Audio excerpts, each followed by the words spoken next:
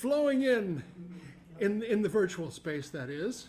And they're flowing in the physical space as well. Welcome to Community Church. Thank you for joining us on the Zoom and on the YouTube. And we just are thrilled that you are with us on this beautiful morning of the weekend of Dr. Martin Luther King. I want to light this candle, especially this morning, in memory of my incredible friend Susan Claw, who succumbed to ALS about a month ago, and we had her memorial yesterday in Watertown First Parish. Susan was my work colleague and friend and buddy, not work but passion. It was about the Watertown El Salvador Sister City Committee. There were about 10 of us who did work for 34 years, not only standing alongside a repopulated village in El Salvador of war refugees that came back to rebuild their homes, but also hosted 34 years worth of concerts in Watertown, the Tremedal concerts. Susan Claw was sort of the backbone and the guiding light of that Watertown project, and just a force of nature. And I just remember her so fondly, and as just a love warrior and woman of incredible power and initiative and drive and ideas put into action. You know, it's just Susan Claw presente, and then the congregation says presente. Once more. Presente. Once more. Presente. All right. Susan Claw is with us here.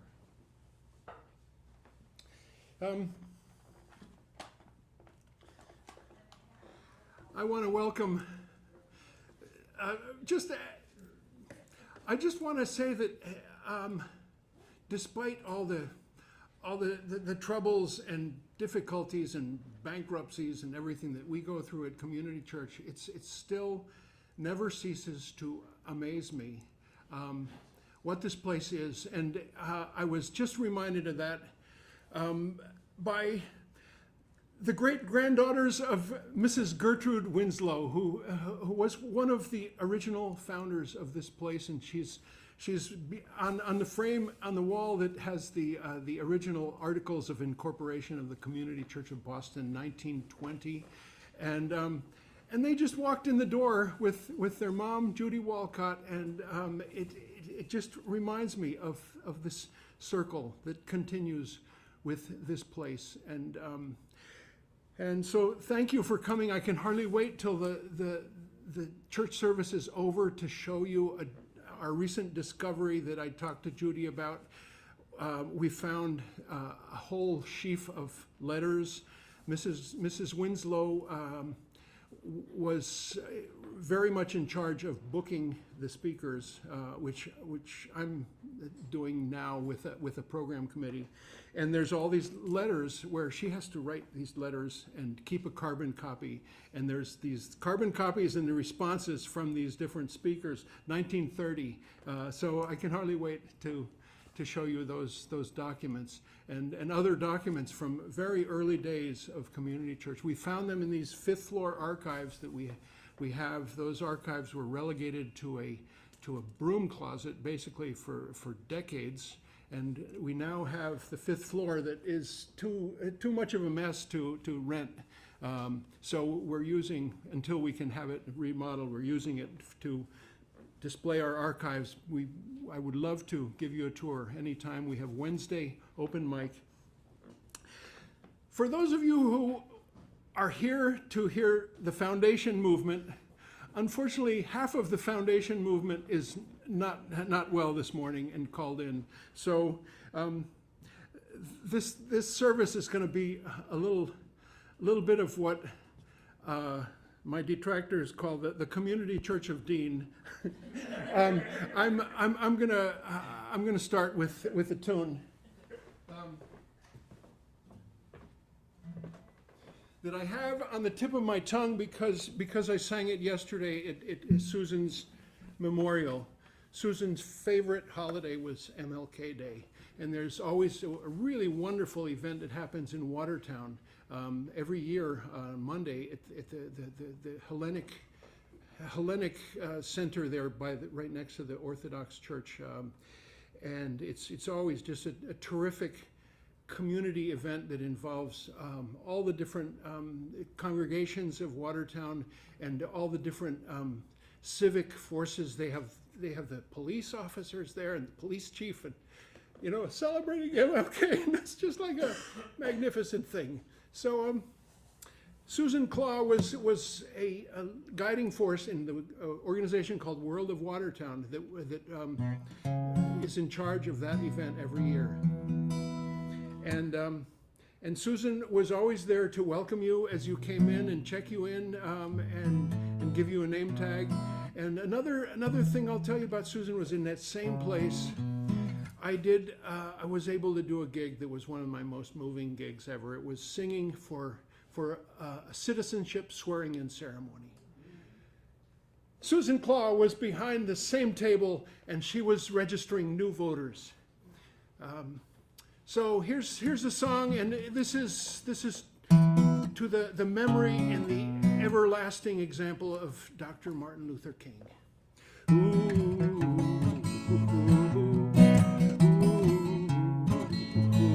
There is no freedom, a wise man said, let justice roll down, when the poor cry out for shelter and bread, let justice roll down like a mighty stream.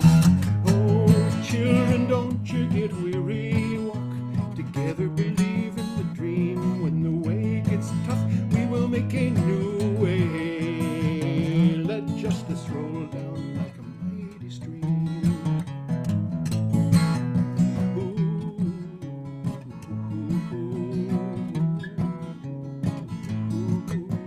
Hatred will never drive out hate. Let love roll down, roll down. Remember, our hearts can make us great. Let love roll down like a mighty stream. Oh, children, don't you get weary. Walk together, believe in the dream. When the way gets rough, we will make a new way. Let justice roll down like a mighty stream.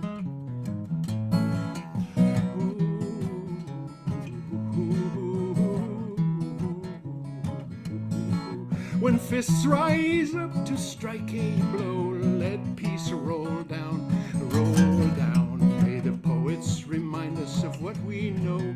Let peace roll down like a mighty stream.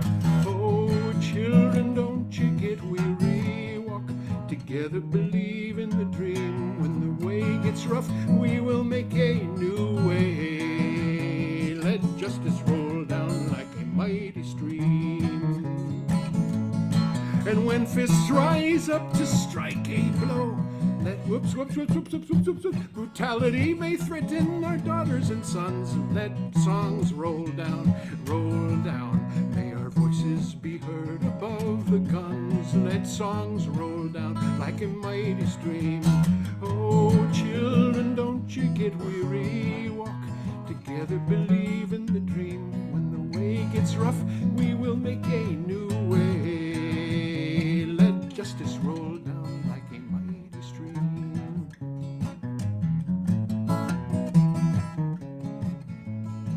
And step by step and one by one, let justice roll down, roll down. They can kill the prophet, but the dream lives on. Let justice roll down like a mighty stream. Oh, children, don't you get weary. Walk together, believe in the dream. When the way gets rough, we will make a new way. Let justice roll down like a mighty stream. Let justice roll down, roll down. Let justice roll down, roll down. Let justice roll down, roll down. Let justice roll down like a mighty stream.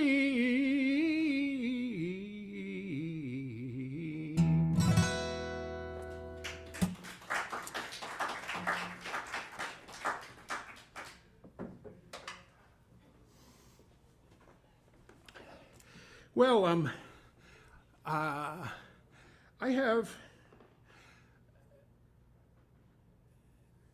done this several times. Sort of guide whatever is going to happen in the Department of Church with a pile of books, a stack of books that I just want to really briefly tell you about.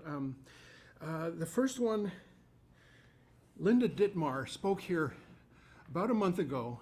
This is called Tracing Homelands, Israel, Palestine, and the Claims of Belonging.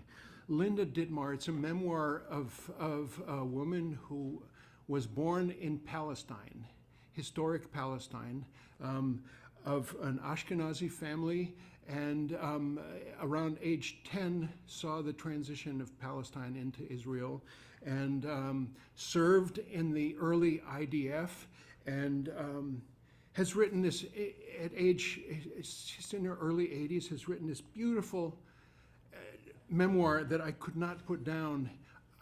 So many books come at me that I am not able to finish many of them, but this is so recommendable. Linda was a professor of film at UMass Boston for quite a few years. She left Israel in around 1960 or so. And this is sort of a story also about her return to present Israel in this millennium, looking for traces of Palestine through, villages with ignored things like a minaret. Why is there a minaret there in the middle of an Israeli subdivision, or that sort of thing? And it's laced with all kinds of references to books that I want to find and read. It's laced with references to film and song. It's just, and I have this hope that maybe we can get Linda and Inez Hedges to curate a film series at Community Church of Boston. What would you think about that? Inez is also a retired professor of film at Brandeis, and so that's the first one I wanted to tell you about. That I had a conversation with Linda a couple of days ago, and it just sheds so much important light on Israel, Palestine right now, and using this horrific crisis as a teaching moment to everybody. Okay.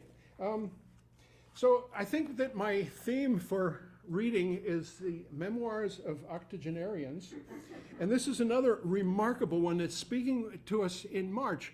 This is called Skirting History, Holocaust Refugee to Dissenting Citizen, Eva Mosley. It's,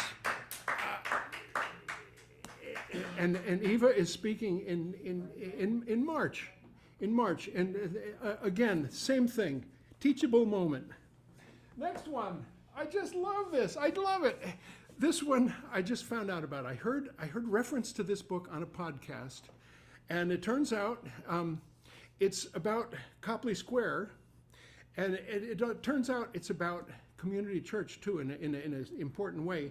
The author's name is Father Charles Gallagher from Boston College, and it's called Nazis of Copley Square, and it's about this thing that's called the Christian Front, which happened between the wars, and it was Nazism in the United States, driven by German funding, and also driven by a certain Father Charles Coughlin, if you've ever heard of him, radio broadcaster, kind of an early Rush Limbaugh, an early Donald Trump, and Christian Front, kind of an early MAGA, if you will. I can hardly wait to, this just came yesterday, and immediately I got in, I found his email address on the BC, and I emailed him. We're really interested in this, and next thing you know, he immediately responds and said, "I'd love to speak at Community Church," and we set up a date in April, and I'd love to come earlier. I should have known about these archives when I was researching this book, because Reverend Lothrop, who was our minister for 39 years, took on the Christian Front in 1940 very publicly, very actively. And again, it's testament to this remarkable place and to our history, which is something that we haven't had enough time and bandwidth to really focus on. Our archives, which need a lot of attention, which were relegated to a broom closet for decades, and that now we have in a big space, which we can't, it's not like rentable space on the 5th floor, and it's in pretty bad shape up there, but we have been able to spread out the archives and see what's there, and it's remarkable.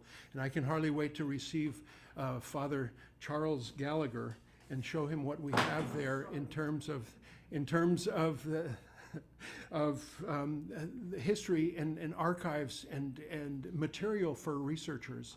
And you go a floor down and you have our new tenant, which is called the History Project, which archives, preserves, and celebrates Boston's LGBT history. You go down one further from that is a 3rd floor, which is presently a Sacco and Vanzetti archive, which is the legacy of Bob Datilio, who passed away a couple years ago. He was a very important researcher of the Sacco and Vanzetti case, and we inherited an enormous trove of primary source materials about the case and about early anarchism. And so just trying to give you a sense of what we have here in this building, and what we, and above and beyond what we have here, what we are and what we represent, and what, where we stand in the city of Boston and the country. Here's one that was lost for a couple years, and I'm hoping tomorrow to have some time to dig my teeth into it. I couldn't find this book anywhere, and I found it. Frederick Douglass by David Bly, and I want to spend more time with that one. And finally, the one that I'll do the reading, Eduardo Galeano, Uruguay, wrote nonfiction, mostly like newspaper work, but many books, an incredible history of the Americas that's called Memory of Fire, in three tomes that I read, spent 6 months reading both in English and Spanish. And there's a beautiful translator named Cedric Belfrage, who spoke at community church, was blacklisted in the 50s, and moved to Mexico and became a translator, and most beautiful translations. Anyway, this particular one, Galeano wrote in vignettes, and he wrote, this one is called Children of the Days, and I love to, not even knowing what I'm about to read, find, oh, we started a new year. What are we, January 14th. Just see what he has to say to us this morning. January 14th, the Haitian curse. And by the way, I'll mention that last night was an Encuentro Cinco event, and the topic of the event was Cuba and Haiti. And I'm sorry I couldn't be there, I was elsewhere, but thought I'd tell you that. We have Encuentro Cinco Peña, which means Latin American style open mic, every second Saturday of the month. Please join us for those magnificent events. Food, music, camaraderie, and soapbox. January 14th, the Haitian curse. The earthquake in Haiti was the culminating tragedy of a country without shade, without water, devastated by imperial greed and the war against slavery. The dethroned slavers explain it another way. Voodoo was and is to blame for all the country's misfortunes. Voodoo doesn't deserve the name religion. It is nothing but African superstition, black magic, a black obsession, the devil's thing. The Catholic Church, which has no shortage of faithful believers willing to sell the fingernails of saints or feathers from the wings of the Archangel Gabriel, got Haiti to outlaw voodoo in 1845, 1860, 1896, 1915, and 1942. In recent times, the evangelical sects took up the battle against superstition. They come from the country of Pat Robertson, a country that has no 13th floor in its skyscrapers, No Row 13 and its airplanes, where civilized Christians who believe God created the world in 7 days are in the majority. Eduardo Galeano, the gospel event. Eduardo Galeano. I love that. So that's my stack of books, and announcements about upcoming stuff. I don't have the newsletter with me, but please look at our website or our Facebook page. You'll find out about upcoming concerts, talks. The one that comes to mind is Dr. Helen Caldicott, who will join us from Australia. The many decades of anti-nuclear weapons activism that Dr. Helen Caldicott did. That is part of another one of our monthly events, which is sponsored by the JFK Memorial Speech Committee, remembering a key speech that JFK made in June of 1963, June 10th. Many people say that's the reason he was assassinated.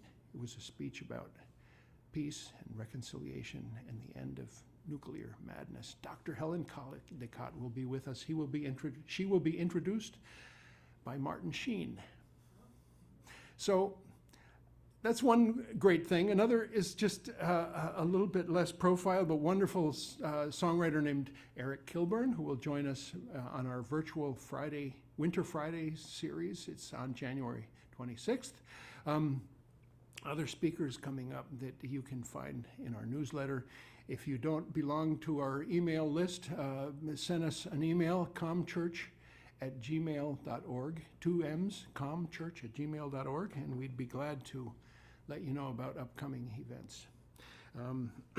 Another little song, and then we get to hear Khury.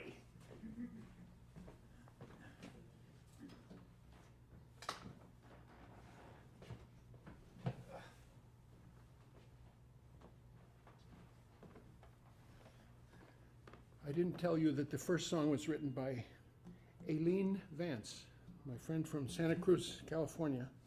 And this one by another remarkable young songwriter named Jean Rowe, who has been here with her band before.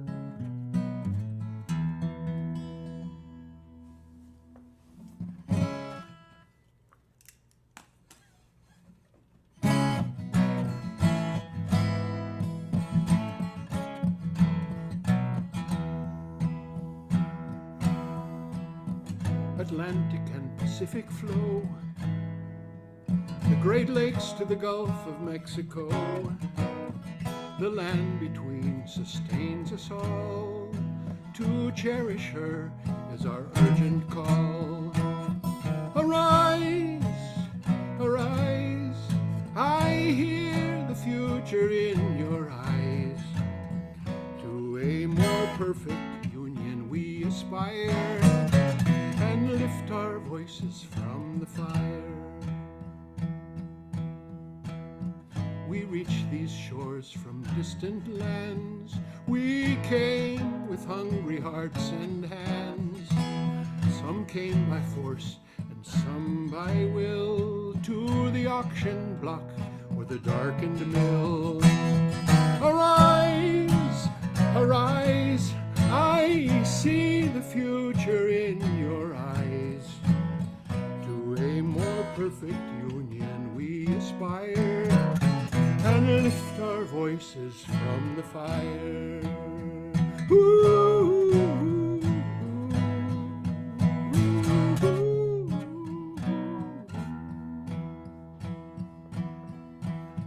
we died in your fields and your factories, strange fruit hanging from the poplar tree, an old coat hanger in a room somewhere, a trail of tears, an electric chair. Arise, arise, I see the future in your eyes.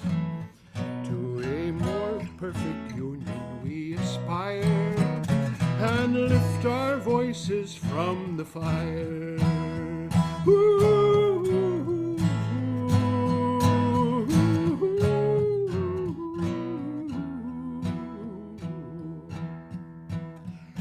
great responsibility to be guardians of our liberty, till tyrants bend to the people's dreams and justice flows like a mighty stream. Arise, arise, I see the future in your eyes. To a more perfect union we aspire, and lift our voices from the fire. We lift our voices from the fire.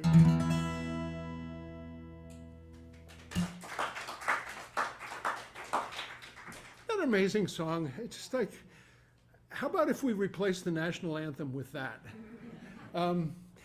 Or just, it'd be okay if, maybe not replacing that, just put it instead of Sweet Caroline at the 8th inning. You know, that would be fine with me. It's just my great pleasure to welcome back to Community Church our wonderful friend Khury Petersen-Smith, and I'm not going to recite you a litany of CV or resume or accomplishments. I'll just say that I first met Khury when he was my son's 8th grade teacher at the Mission Hill School. And from there, he went on to finish a bunch of ongoing scholarly work towards a PhD, and I think of the Institute for Policy Studies. But mostly, I think of where I run into him the most is at Palestine demonstrations, and the way that Khury connects the United States struggle for justice with African American people and with indigenous people to the struggle in Palestine is something that I just really cherish and admire. Khury, thank you for being with us. Yeah.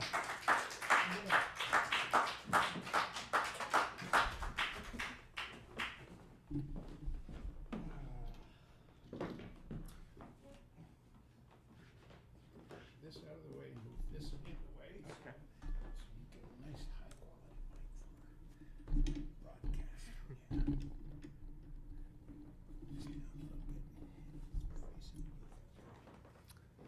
Thank you, Dean. Thank you all.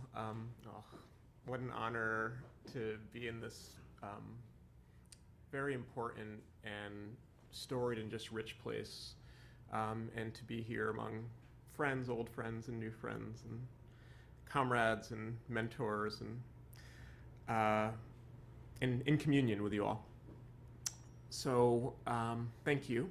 And this is, of course, the weekend where we reflect on Dr. King and his work, and we honor his work and think about it as it informs us today. And so I want to start with his words from 1967 in his legendary speech at the Riverside Church, Beyond Vietnam, where he said,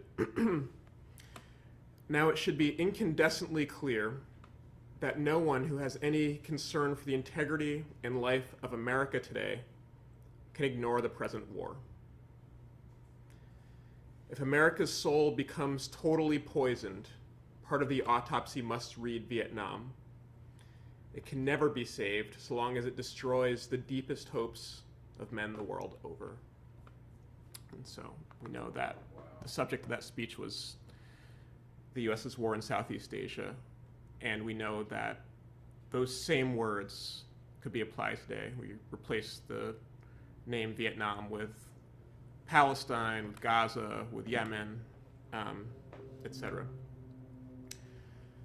And in this speech, actually, before getting to those words that really crystallize a point in the way that only Dr. King can, he has this discussion of how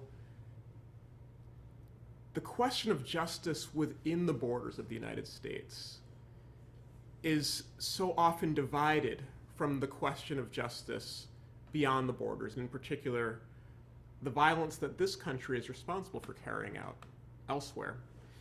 that those things, that justice is bifurcated. And indeed, the celebration of Dr. King in his time, particularly by liberal folks in the Northeast, really shifted when he talked about the war in Vietnam. As many of you in the room who were kind of present know, it's okay to talk about what happens in the South, those people here, but when it comes to our wars and what our boys are doing, we have to close ranks. That's off limits. And again, let's go to Dr. King's words themselves in his incredible letter from Birmingham jail, which, as much as I revere the I Have a Dream speech, I really think the letter from Birmingham jail is what the children of this country should learn, if we're going to learn any text from Dr. King. And he wrote, "Injustice anywhere is a threat to justice everywhere. We are caught in an inescapable network of mutuality, tied in a single garment of destiny. Whatever affects one directly affects all directly. It doesn't matter where in the world you are. We're all bound together." So, first of all, this question of division, of justice here versus justice there, feels very painfully relevant today, particularly in light of what Israel is doing and what the United States is supporting in Gaza. There must be, among the many reckonings in this country, a reckoning with what it means to be progressive. Because there are so many officials in particular, individuals, but let's talk about officials, people who have power in this country, who run for office as progressives, who are part of the Progressive Congressional Caucus, and who are silent on the question of Gaza, or worse, say that Israel has the right to defend itself, when self-defense looks like, we know what it looks like. Right? And we cannot accept that. The notion that a progressive program within the borders of the United States is sufficient. We can't accept it. And it's instructive and humbling to reread Dr. King's words having this same argument more than 50 years ago, 60 years ago. So with that, let's talk about Gaza. And we think about what the US has supported, the open violations of international law. I mean, one thing that's kind of remarkable about this time, in the United States, most of us, myself included, don't know much about international law. It's such a US-centric place. And yet, Israel and the United States are giving us an education because it's such a flagrant, kind of aggressive, contemptuous violation of the most basic of international laws, that an occupying power has certain responsibilities to the people it occupies. And on October 9th, putting aside for a second the question of nobody should be occupying anybody, but on October 9th, for the Israeli defense minister to say, we're going to cut off your water, we're going to cut off your electricity, your fuel, and your food. And to say, and I quote, we are fighting human animals. Let's treat them accordingly. It's not only horrendous and dehumanizing, and that dehumanization, of course, is meant to justify the violence that we knew would come shortly thereafter. But it's illegal according to international law. You're not allowed to do that, actually. This wasn't said quietly within, a war room, behind the closed doors of a war room. This was broadcast. And the mechanisms that exist in this world to address these things, bodies of the United Nations, what has the United States done? Cast the sole veto in the UN Security Council, not once or twice, but again and again and again. the United States has stood with very few countries as the whole world in the General Assembly says that what Israel is doing is unacceptable and illegal. And of course, the US has rhetorically and diplomatically affirmed what it calls Israel's quote-unquote right to self-defense.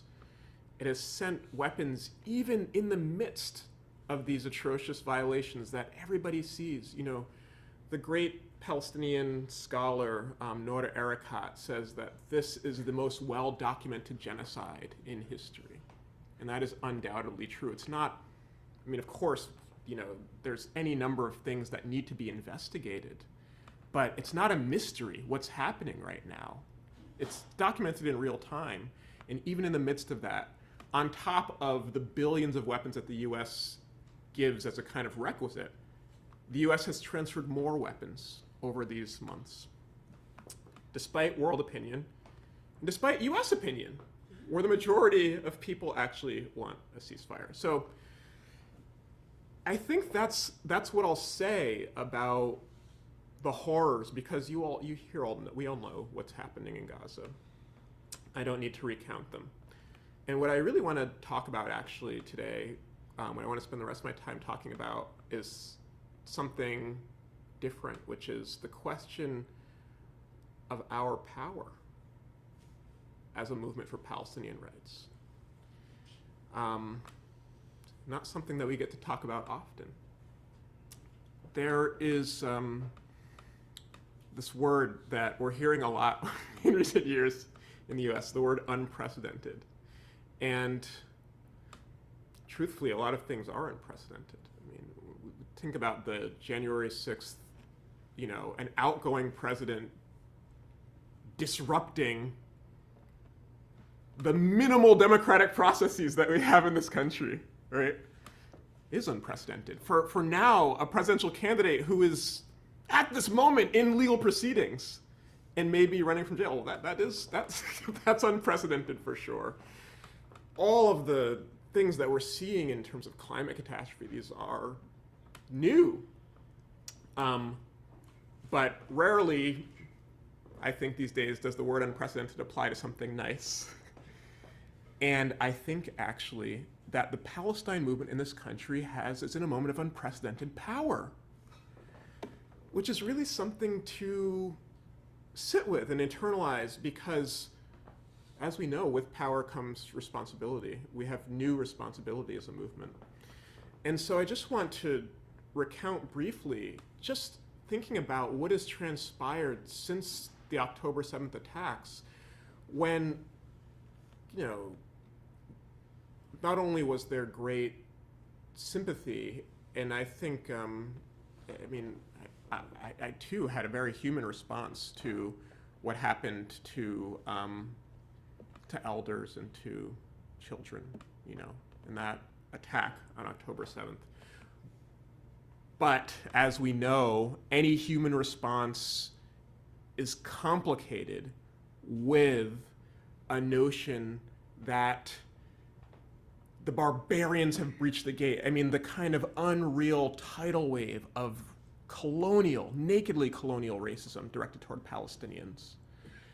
And what we all knew was coming, but I don't know if any of us knew the scale of what was coming, the level of violence that Israel was preparing. That was October 7th, and of course, the conversation in this country was dominated by the notion that Israel has a right to self-defense, and what that self-defense looks like is, again, open violations of international law. There are no civilians in Gaza. There are no limits. Hospitals, mosques, churches, etc. But then the tide turned, actually.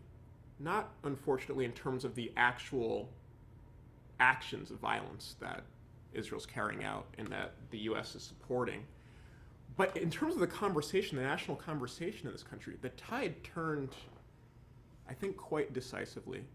And of course, there were people dissenting on day one, raising our voices, knowing what was happening. Indeed, those of us who've been calling attention to what has been happening in the West Bank all those months prior to this, which was, there was a point at which one Palestinian was being killed each day in the West Bank.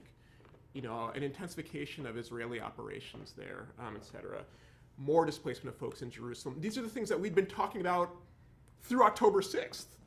And so, while certainly the 7th was a shock, we were not unprepared to, again, call attention to Palestinian humanity and to Israeli violence. And that's what we did. I really think that on a national level, there was a turning point when, the courageous folks in Jewish Voice for Peace took over the US Capitol building, saying Jews against genocide. That was very important. And the incredible Palestinian voices like Noura Erakat, like Yusuf Munayyer, who have made their way, despite everything, onto MSNBC and onto CNN and onto NPR, so that when we hear a bankrupt narrative about Israeli self-defense, they say, well, wait a minute. How about a little history lesson? How about a reality check on what's happening right now? And people in this country were able to see through it. I mean, despite the Anti-Defamation League and all these other institutions whose daily work is propping up Israeli apartheid at any cost to Palestinians, they were just on the rampage, and it just didn't work, to a point where we know that 66% of people in this country supported a ceasefire, 80% of Democratic voters. These are incredible majorities. And what this has produced, alongside just the ongoing and expanding horror that Israel is committing, again, before the eyes of the world, this has all produced a real political crisis for Washington. I'm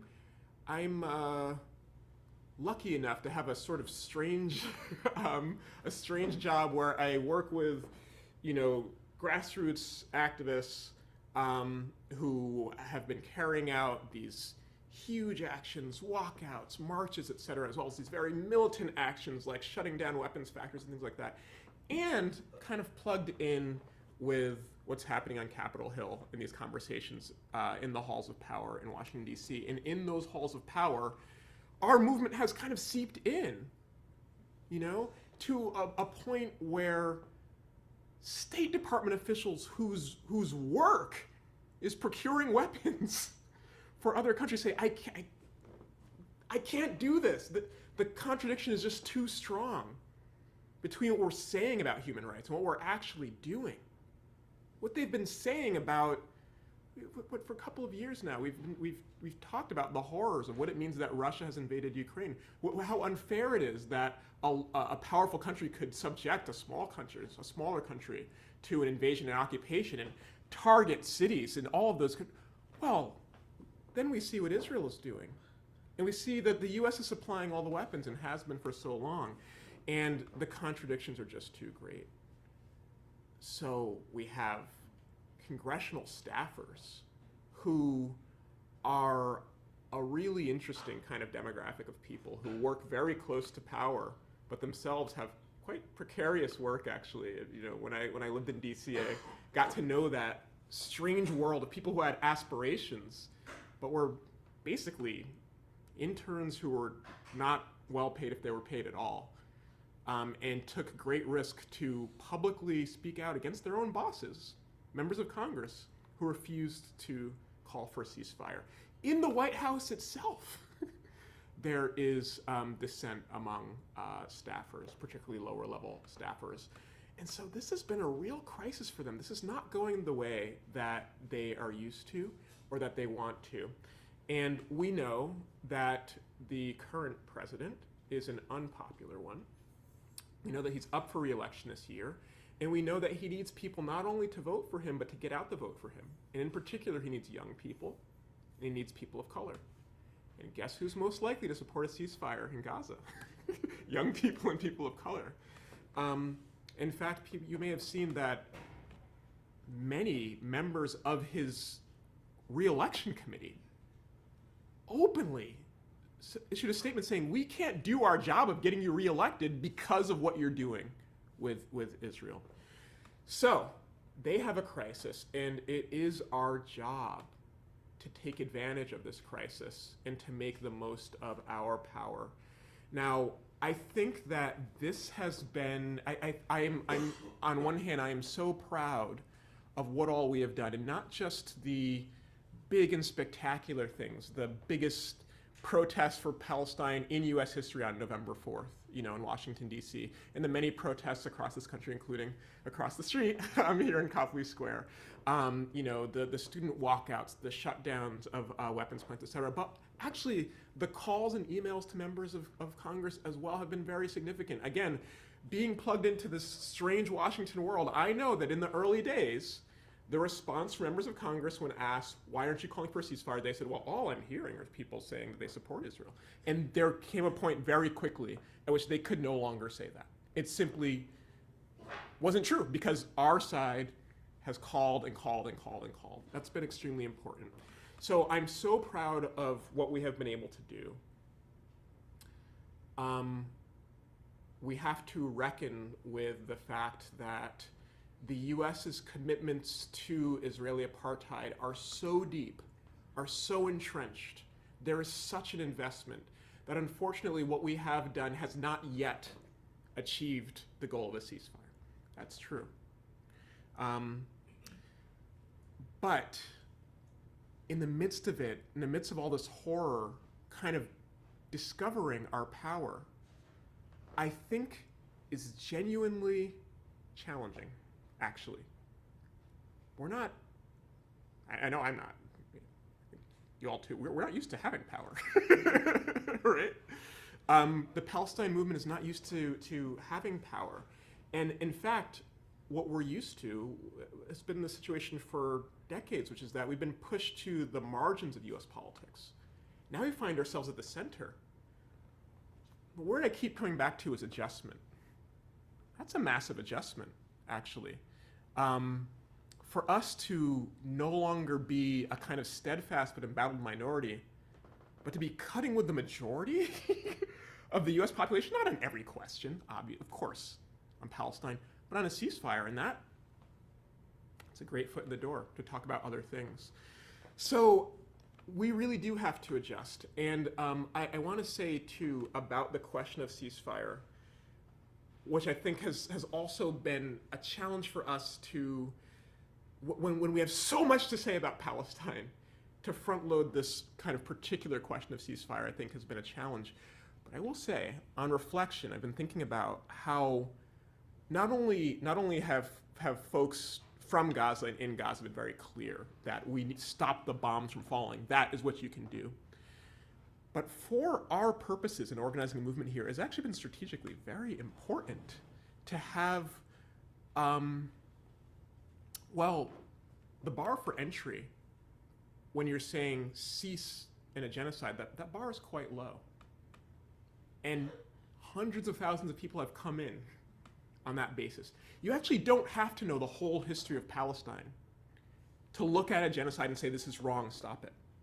And so it means that our ranks are far more expansive. And now we can raise the bar. It's so important that you have joined this movement.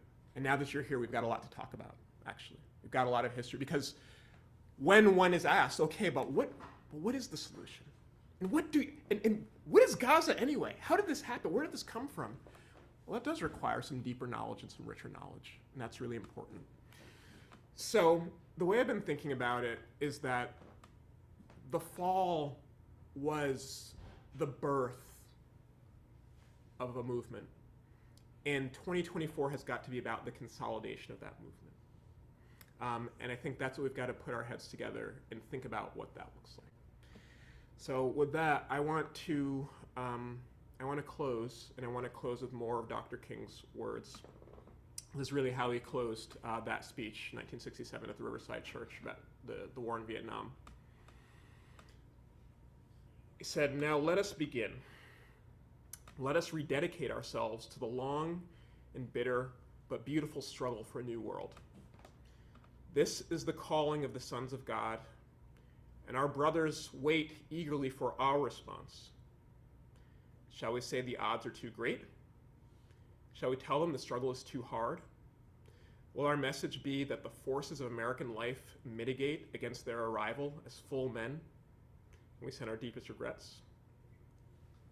Or will there be another message of longing, of hope, of solidarity with their yearnings, of commitment to their cause, whatever the cost?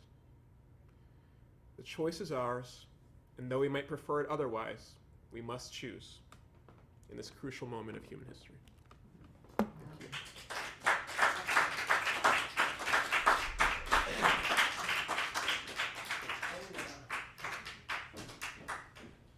Oh, yeah.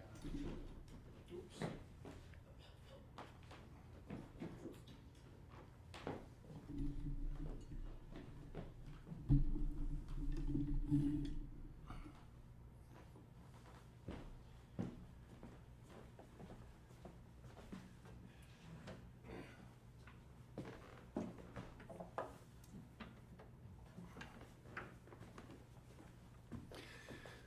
Thank you, Khury.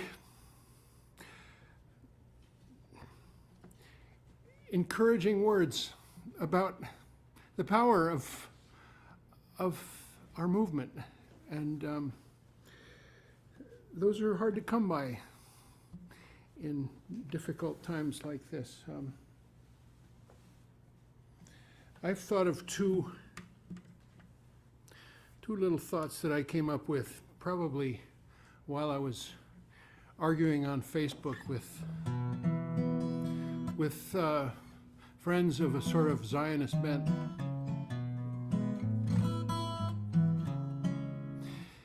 Just the first one is that the horrific events of October 7th are but a drop of water next to a sea of misery unleashed on the Palestinian people for 75 years.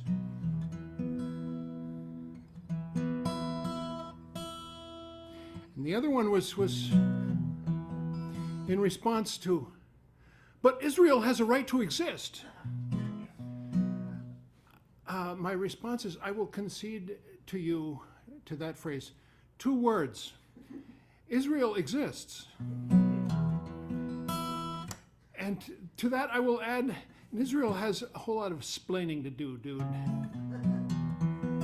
And a whole lot of forgiveness, and a whole lot of reconciliation, and a whole lot of reparations, and just like the United States. Imagine that.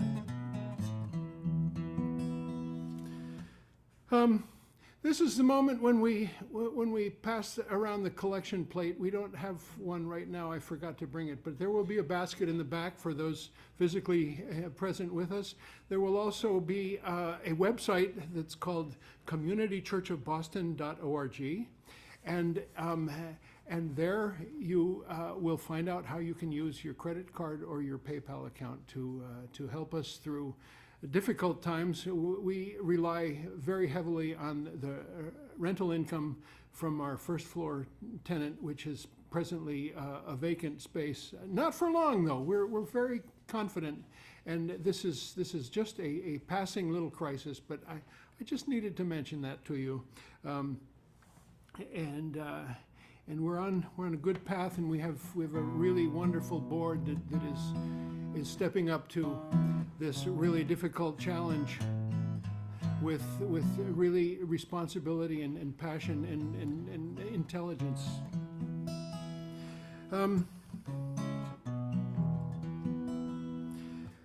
I urge you all to think tomorrow on MLK Day of how you're going to spend some of that time that you have to find something in your better self, to do something for your community, for some friend in need, to visit somebody, to make a phone call. This is somebody I wish I could visit because he's in a nursing home. His name is Tom Pacheco, and he wrote 1,000 really wonderful songs. and he's unsung. You could find his work on YouTube. I am in love with his music, and I sing a bunch of his songs, including this one.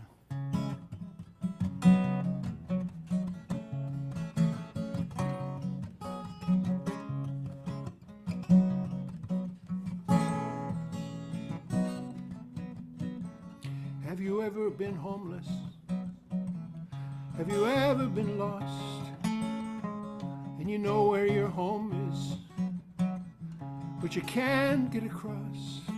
Do you dream of the orange groves where your grandfathers lived? Do you suffer such sorrow that it's hard to forgive?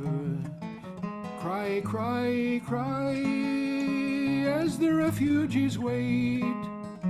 Shut your eyes to the sorrow, shut your eyes to the fate. Try, try, try, they just won't go away. May the Palestine people have a homeland someday.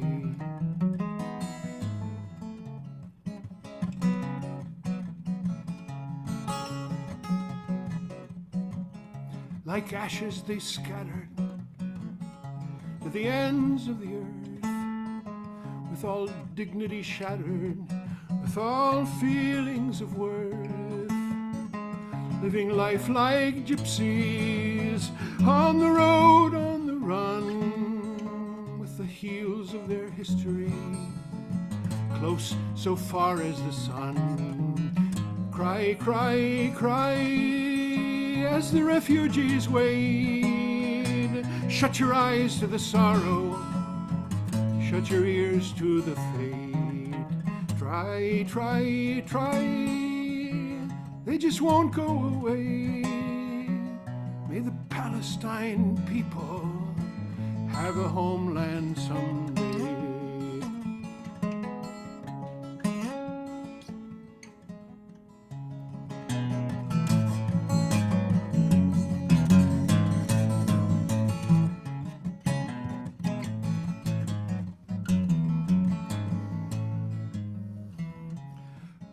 Of culture, of genius and heart, mathematics and science and grace, grace in the arts.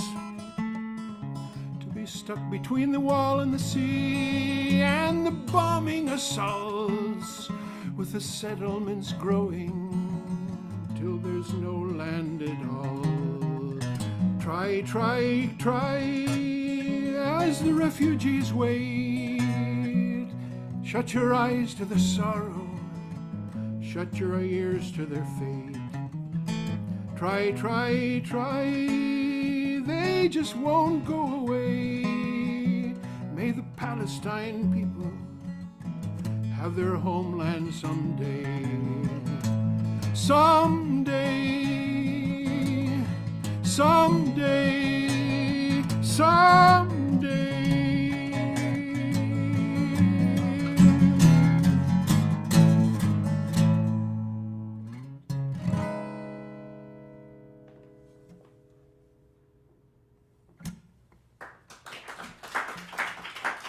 Thanks. Maybe a little time to have a conversation with Khury and question and answer or observations, either from people who are here physically or out there in the universe.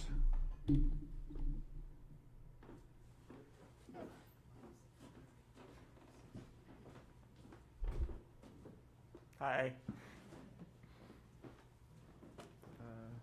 Sit here. Oh, yeah. You okay?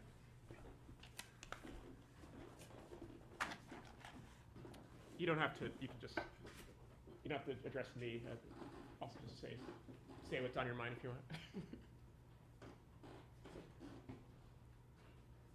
Yeah. See? Yep. Yeah. I'm not addressing you. Yeah. I just wanted to say that tomorrow is also my deceased husband's birthday. Oh. And he was a minister of the Church of the Covenant and part of the Boston Cambridge Ministry in higher education. And he was a man of peace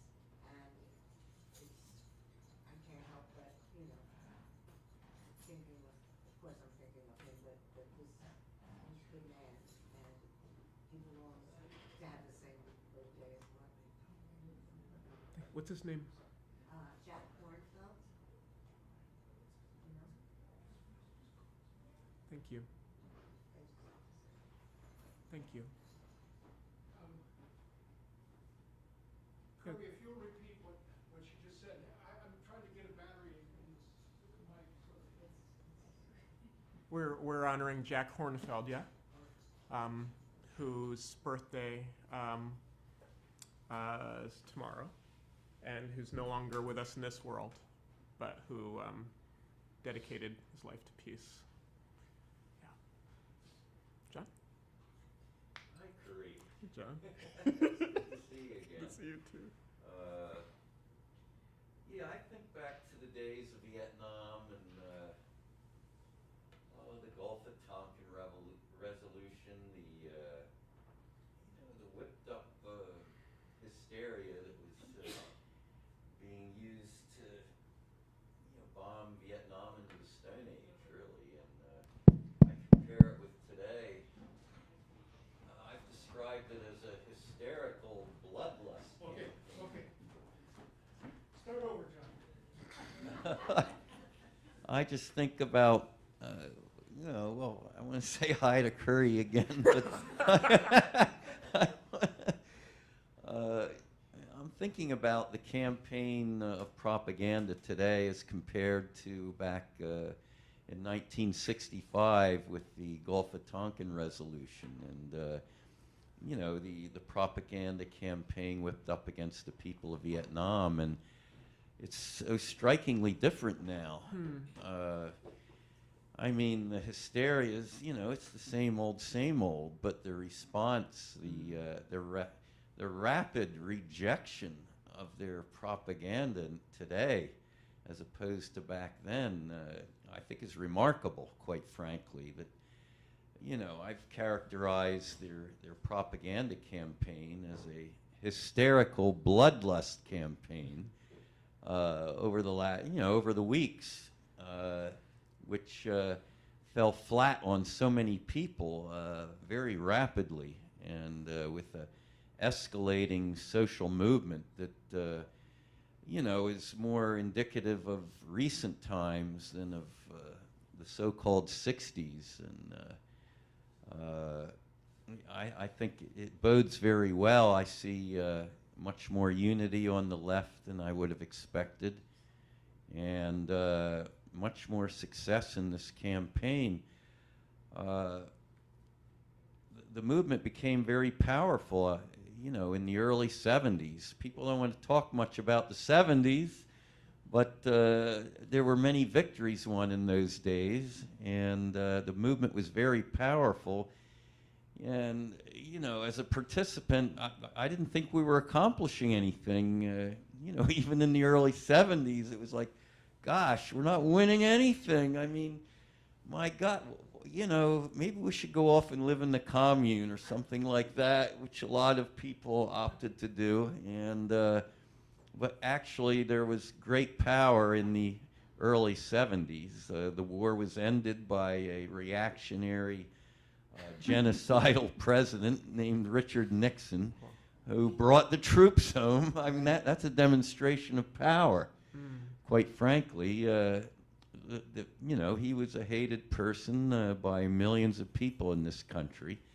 And he remarked, April 24th, 1971, I believe, it's my firm belief that was the largest protest in the history of the United States, and I think people should study that more closely, that there were so many people in Washington and trying to get in that buses were stuck out on the Beltway. They couldn't get into the city. That's how massive this mobilization was then. It's been hidden by historians. That, I had friends who were stuck on the buses. They couldn't get into the protest.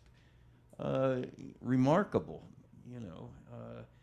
and I think that Khury referred to the power that's being exercised right now that people really aren't aware of now. You might not see it, but it's a very powerful movement that's emerging, and the the United States, the rulers, they had a choice, either get out of Vietnam or see fundamental transformations in the politics and culture of this country. I mean, Europe went through 2 world wars, fought on their own soil, and you can see the cultural transformation, and the politicians there know what they can and can't do. You may see something like that in this country if they persist in their dogged support and backing of apartheid in the Middle East. So we shouldn't sell ourselves short. There's tremendous things happening politically and culturally in this country that I think most folks aren't aware of. And we should continue to mobilize. I guess I've said enough. The thing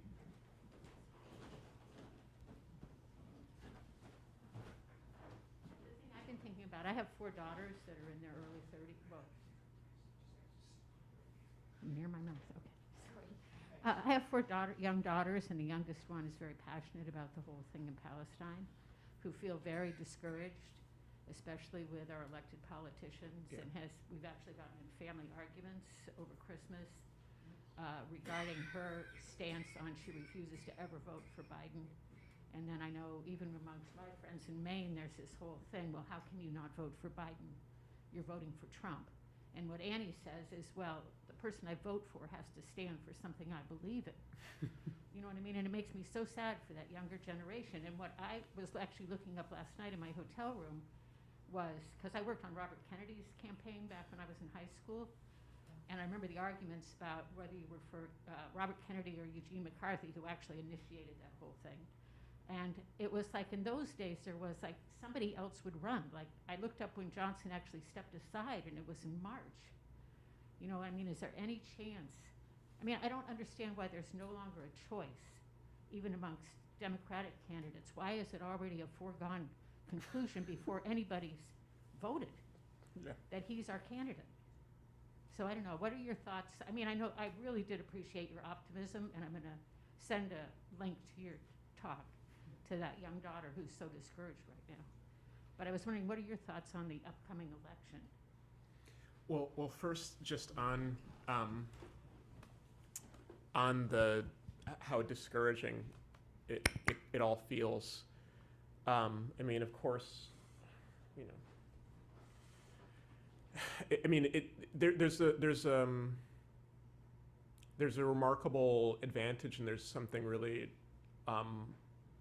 difficult about the fact that we know more or less exactly what is happening in Gaza in real time. I mean, if one chooses, one can plug into a steady stream directly into, you know, our nervous system of what's happening, and it's just, you know, the human mind and body have not, we can't handle this kind of violence. We're not even in Gaza, but even secondhand, you know, and seeing the kind of either silence or, you know, or politicians speaking, it's as though they're in a different universe. Like, what are you describing? Because that's not what I'm seeing. So it is discouraging, and I think that we've got to do, in the movement, we've got to do a better job at making the progress that we are making evident, because otherwise it just feels like you're screaming in the dark. But the needle's moving. It's just not. It's unfortunately, again, this is not a superficial commitment that the U.S. has. This really goes right to the heart of the strategy, and we're kind of face to face with that core power, and so it's taking time. On the election, I mean, what you're describing, it's not very democratic, is it? There hasn't yet been any. It's very nakedly obvious. Yeah, you know, I mean, on so many levels. And I'll be honest, the place I'm in right now is just absolute resentment of the choice itself. I mean, the notion that our choice is to either vote for somebody who, in defiance of his own population, a US population that I really struggle with, and on this question, the majority is correct that there should be a ceasefire, and in defiance of that, to not just, I mean, to twice in December circumvent the processes that the federal government has for transferring weapons, which are very effective processes. And he said, no, we need something faster. Twice. That the choice is to vote for him or an open fascist. I'm just disgusted at the choice. And I guess what I've been thinking about is how the need to prepare for whatever the outcome. I mean, because we know it's going to be a bad outcome. I mean, Trump might win, and if he doesn't,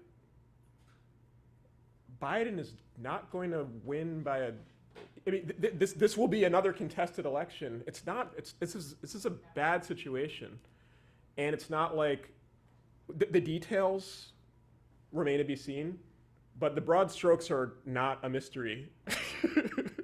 So I think we've got to prepare for that, and I do think we've got to somewhere. We really have to demand the space to interrogate the path that led us to this point, which for my entire life as a conscious political person, when I've said, wait a minute, why do we just have two parties? What is this about? There's no time for that. This is the most important election of our lifetime. And I've been hearing this is the most important election of our lifetime for my lifetime. And when are we going to have the conversation to say, there's been a set of strategies, actually, that, I mean, we can talk about the structure of this country, but also on our side, progressives, the left, we've pursued some strategies and they haven't worked, or some have worked, but the electoral thing, in other countries they're figuring it out. Do you know what I mean? Like there are countries where the left in the streets achieve Brazil. This is a country that has a complicated relationship with democracy. They have figured something out that we haven't. So we've got I think we need a way more expansive conversation. But on the particulars, I'm just so frustrated with the kind of, this is it and shut up and deal with it. I'm so appalled. I don't know if that's useful, but that's the truth. Dorothy is joining us online and has her hand up. Hi, Dorothy. Join us, please. Dorothy, are you there? While we're waiting for Dorothy. Hi, I'm unmuted. Oh, there you are. Thank you. I don't have any background in terms of how long there's been an active movement that our speaker has been part of, and I would love to hear a little bit about the groups that you would work with and your own group and how long you've been doing what you're doing. And so I think that's my question. I'd like to unmute myself. I think I did, and now you can see me. Yeah, but we can hear you, Dorothy. Can you tell us about the groups that you work with and how the history of them and your own briefly? Thank you. Sure. I mean, I won't say I work at a funny place called the Institute for Policy Study, which is so funny. It's funny because the idea was that it was a think tank for social movements, and so it sort of tries to go between or move between social movements and policy spaces, and which, again, part of the issue is there's a real separation there. There are people who are, I mean, Washington is like, there's a place where a lot of evil stuff is happening. And there are also some people who are really plugging away, you know, to try to do some good stuff. And it's very hard to connect that with what's happening in the streets. And I think we got to figure that out. So that, but you know, there's any number of groups that are doing stuff locally and nationally. My work is mostly these days with different national groups, but that have local ways to plug in. So Jewish Voice for Peace, of course. There's this student group called Dissenters, which I work very closely with, which is working on building an anti-militarism kind of youth movement. It's called the Centers. It's called the Centers. Dissenters, like the word dissent. But Dissenters, yep. I think wearedissenters.org is their website. There's Students for Justice in Palestine, of which there are chapters all over the place, especially all over this city. There's groups called there's the U.S. Campaign for Palestinian Rights and the Adala Justice Project, which are groups that kind of work on a nationwide level, but could use some support. Here locally, there's the Muslim Justice League, which does really important work. So that's who comes to mind now. May I add a few to those? Please, Khury, yeah. And everybody feel free. How about Jewish Voice for Peace? That's very well represented right here in the room. Yep. How about as far as media? Mondo Weiss. Phil Weiss was here with us just maybe was it like in October of last year. Mondo Weiss is doing remarkable coverage day by day of Gaza. How about 972? How about If Americans Knew? Alison Weir is really worth following and getting on her email list. It's a weekly broadcast, online email and articles of things. There's lots out there. Of course, nothing in the mainstream media that is of any import. Well, maybe I think Hassan occasionally, and he got canned, and a couple of other Arab broadcasters also minimized.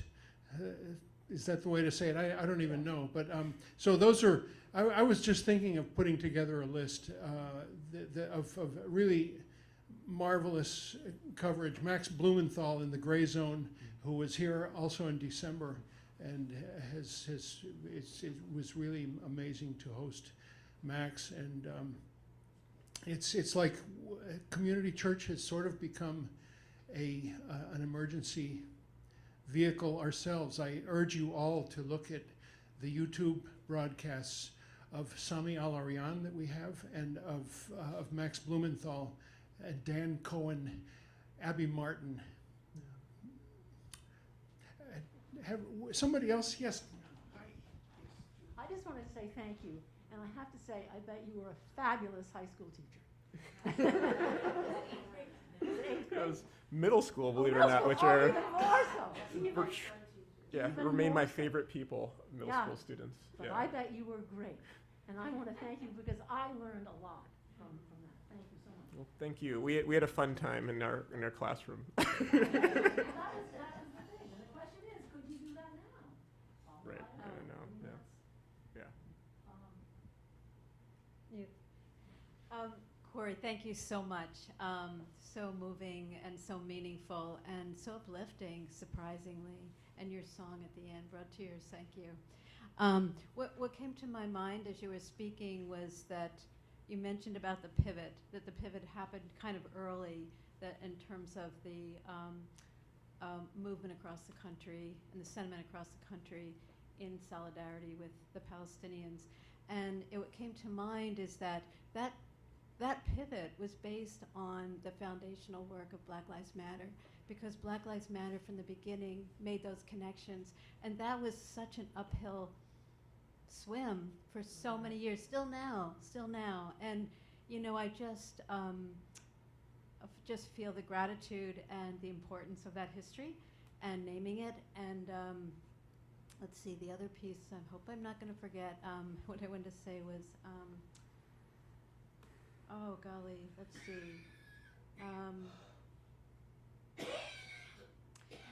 About the way that movement is a movement, I guess, because you spoke to what our power is, and that, you know, it's important that we, as quote unquote leftists, as whites, really follow the lead of those most impacted. And it's not just the content and the declaration of solidarity that Black Lives Matter carries forward, but the way of organizing, the way of really holding community close, and intersectionality and equity. I mean, just the process, which I don't even have words for, is something we can continue to learn from as we continue to grow a larger numbers of people in solidarity. So thank you.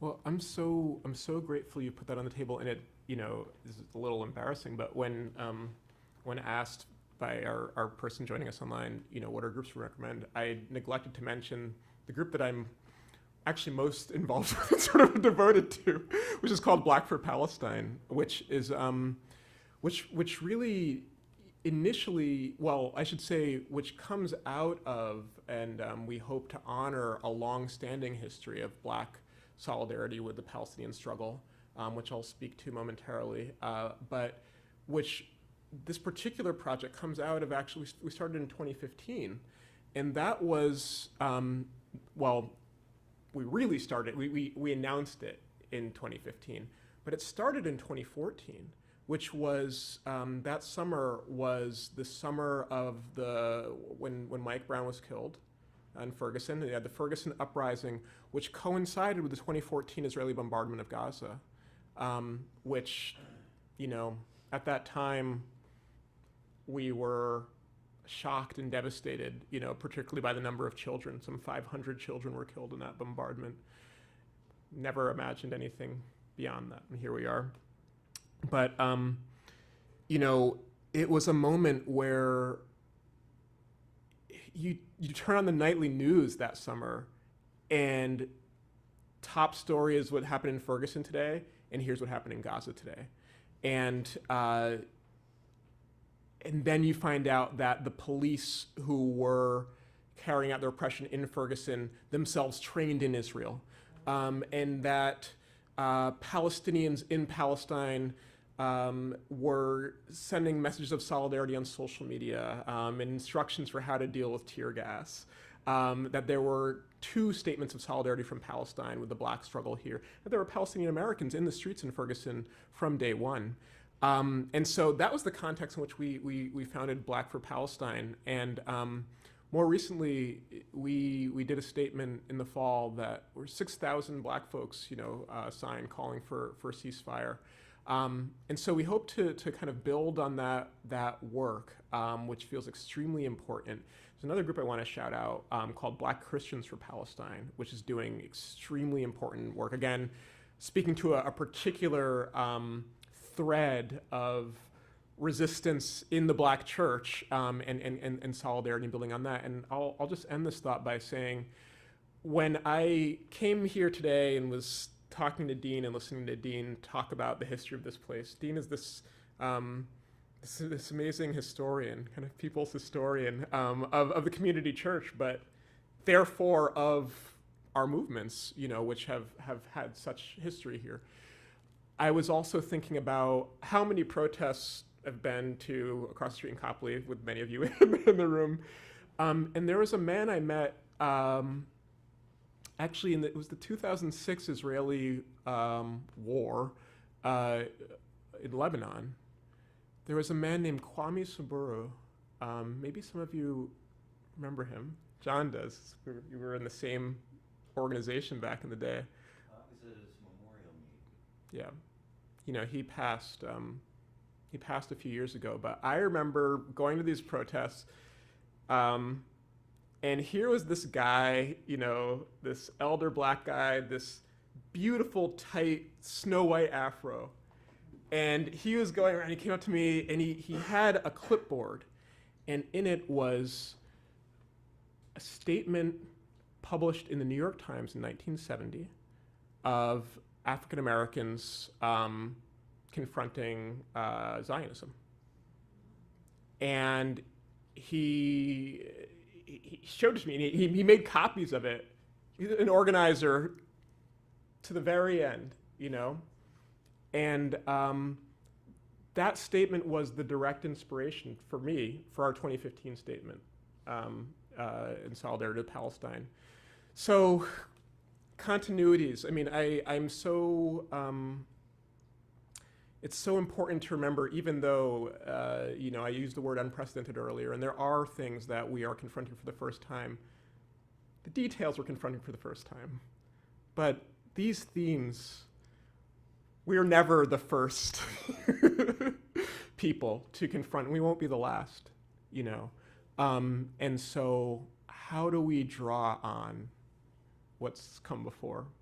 And what a privilege that so much history and memory is embodied, in the movement in Boston, in this place, in the community church, and in individuals in this room. It's not lost on me, that wealth of knowledge. I would like to hold up one individual in this room in context of something I wanted to ask you about, which is Michelle Wu's State of the City address.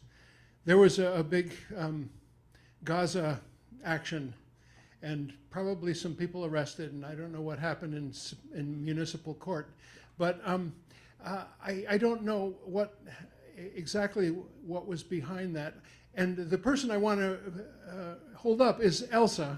And I recall that during the campaign, which Mayor Wu won, Elsa drove an initiative to talk to all of the candidates.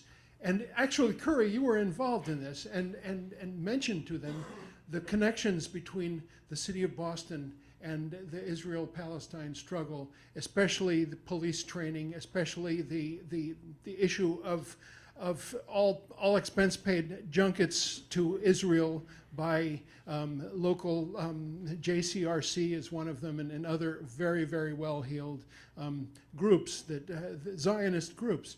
And I just wondered where the state of that contention is right now. And a question to both of you, and which one wants to go first?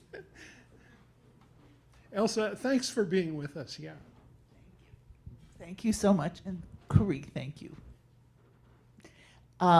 So I don't know if people read the Globe, I don't know, yesterday I guess it was, when there was an article saying that Jake Auchincloss has demanded that the city council accept money for counterterrorism training and so on. And has, so I guess that I see this as kind of the next front. And of course, the Muslim Justice League is very much has taken the lead, for example, in the city council event, and Fatima was arrested. I don't know who else, I wasn't there, and I don't know exactly the details of it, but I feel like the city council may be our next focus in terms of putting pressure to deeply understand the city's complicity with Israeli invasion of our space, attempts to control our city. Jake Auchincloss, as everybody knows, is kind of a front for Israel, just like the ADL is a front for Israel. And we need to be focusing our attention on the ways in which the war is in the roots of our own city. Yeah.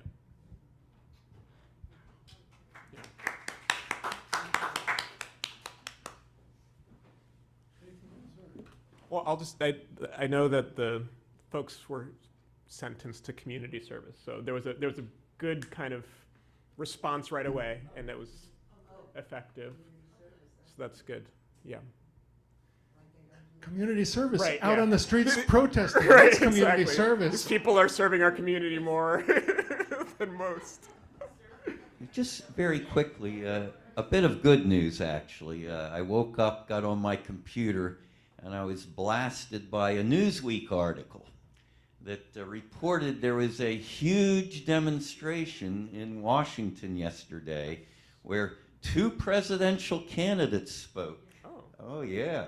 Cornel West and Jill Stein, they were both quoted, very solidly opposed to the genocide and in support of the Palestinian people. And this is, the first thing I get blasted with on a news feed, So this is getting into the mainstream media, and you can tell that the opinions of millions of people are penetrating and making a difference. So I just wanted to let folks should check that Newsweek article. Anybody else online? Can I just say a word of closing, which is, the wind's in our sails. And this has got to be, all of what Jake Auchincloss wants to do is continue business as usual. All the counterterrorism money, the police trainings, the press, the politicians' junkets to Israel. And 2024 has got to be the year that it stops. And it can stop. And I think that we can pose the question as a genuine question to Michelle Wu and to members of the council and everybody else and say, this is a state that at this moment is facing proceedings at the International Court of Justice for genocide. That's what's happening. Why would you not suspend all ties and put it and leave it to her to answer that question? If she, you know what I mean? If she says, you're right, we should, great, we've won. And if she says, well, we can't, and here's why, well, that we'll take that too, but we will use that. Do you know what I mean? So we have had to defend our side for so long, and this is our time to put them on the defensive. And the possibilities are frankly bigger than certainly I have ever imagined. So let's get used. Let's learn something new, which is how to talk about what is possible, just how far we can take it. This is January, so December 2024. Let's see how far we've come.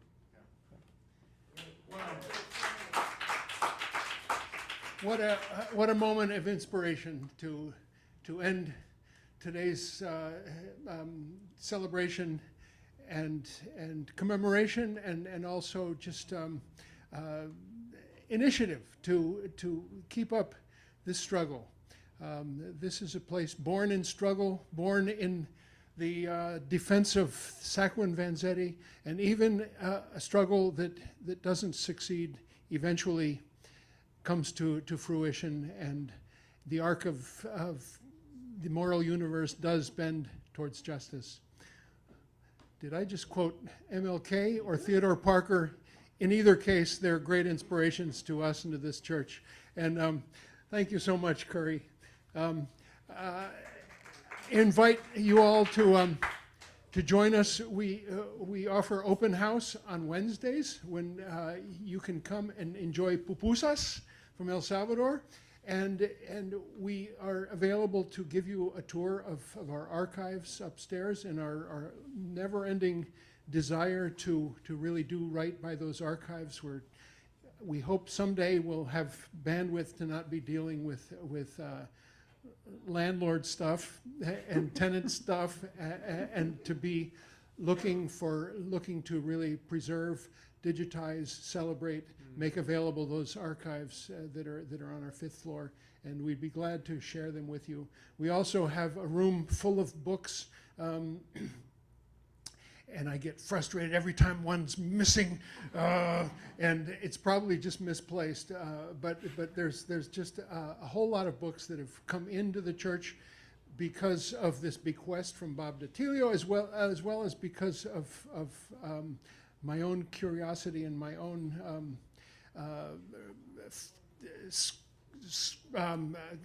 looking through remainder piles and looking through Amazon remainder piles and collecting too many books. But it's a wonderful thing. We have too many of them. Help us come down here and figure out how to process a whole library cart full of cookbooks that we have here. And we don't want to get rid of a single one, but we got to get rid of them all. Right. So we're in a quandary. We're in a quandary.